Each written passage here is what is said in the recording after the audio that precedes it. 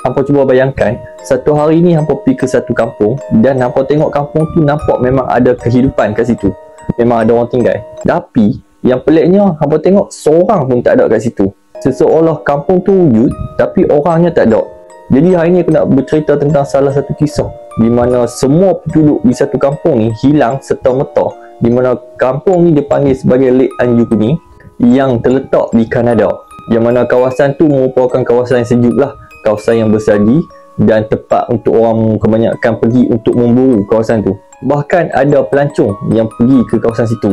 Jadi dekat situ ada satu tasik tau. Di sebelah tasik tu ada satu komuniti di mana tinggalnya penduduk kampung. Dan boleh dikatakan juga penduduk dekat situ pun setakat 30 orang saja.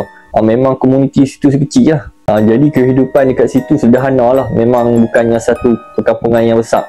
Jadi pada satu hari, pada tahun 1930, tiba-tiba penduduk yang tinggal di situ, anggaran lebih 30 orang, hilang serta-merta. Di mana ada seorang lelaki yang merupakan seorang pemburu. Kita panggil dia sebagai Joe Labelle. Jadi si Joe ni satu hari dia masuk ke kawasan situ untuk memburu tau. Jadi seperti biasalah, dia akan singgah di Lake Anjukuni ni, sebuah kampung tu, untuk ialah beli-beli makanan ataupun benda-benda untuk dia berburu kan. Dan juga tempat kampung tu dijadikan sebagai tempat untuk berteduh lah sementara sebelum dia nak masuk ke dalam lagi untuk memburu.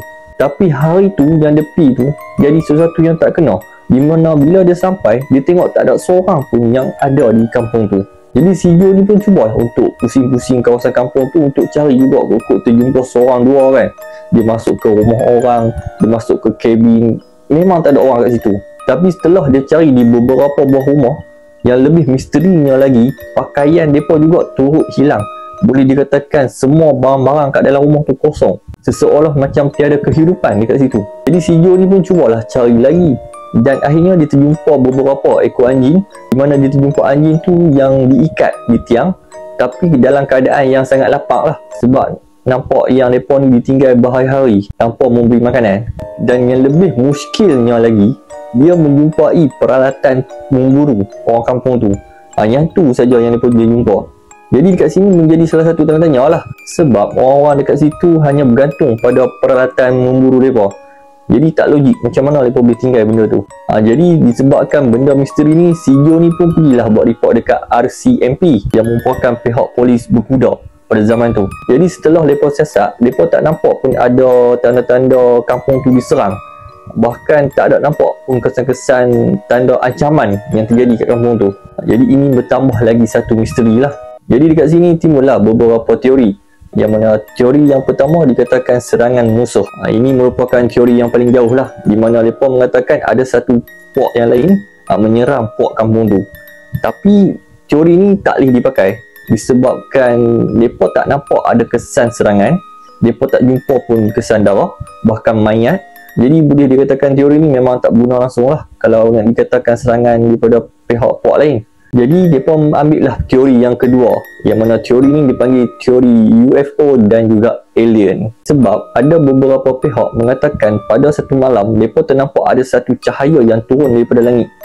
Jadi mereka beranggapan yang itu adalah UFO lah, alien.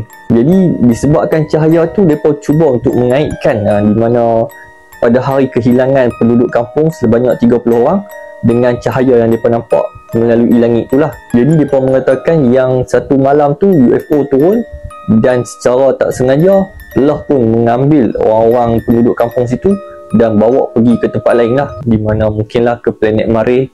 Kenapa meniaga kat Mare? Waalaikumsalam. Sebab kat sini tak ada tonggas purple. Jadi misteri itu masih lagi menjadi tanda tanya hinggalah kini. Jadi menurut hampa, adakah mereka ni penduduk kampung berpindah ke tempat lain ataupun mereka ni betul diculik oleh alien?